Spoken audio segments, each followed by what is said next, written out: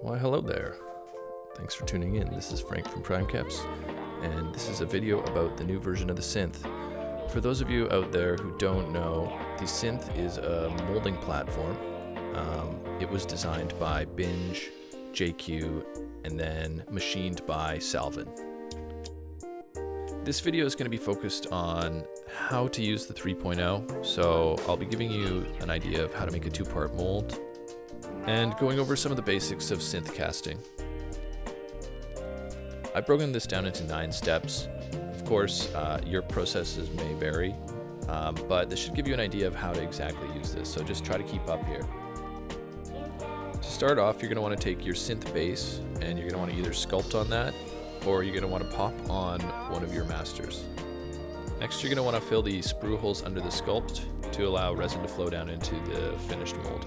Follow that by dropping your mold box on top of the synth base. Thankfully, these guys don't need rubber bands or weights because it's magnetically attached.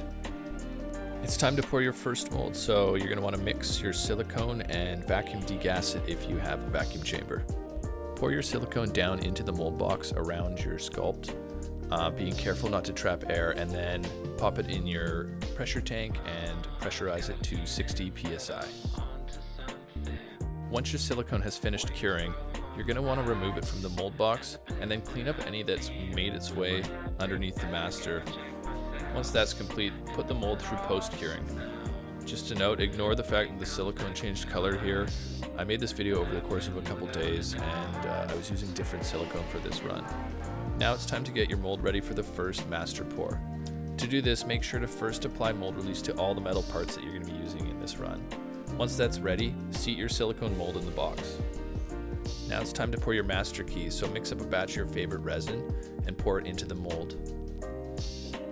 Take your base and then make sure to align it by the 2 horizontal alignment points on the top and bottom of the mold, and then seat it in place. Once it's seated securely, insert your stem into the back and then pop it in your pressure pot and pressurize to 60 psi. Now it's time to finish the back part of the mold off. So you're going to want to take your master out and you're going to want to trim off all of the legs and clean it up.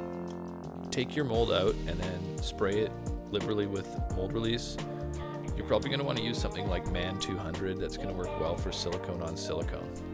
Put your mold into the mold box and then seat your master back inside of it, and then seat the backing plate on top of the mold box. Now you're ready to pour the back end of your mold, so mix up another batch of silicone and then pour it in. Once that's all filled up, pressurize it up to 60 psi again. So that's basically it.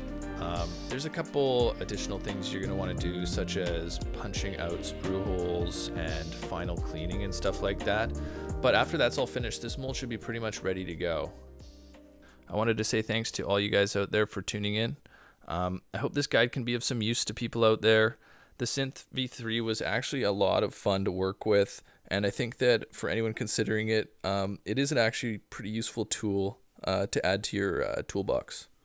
Anyways, I'll catch you guys later.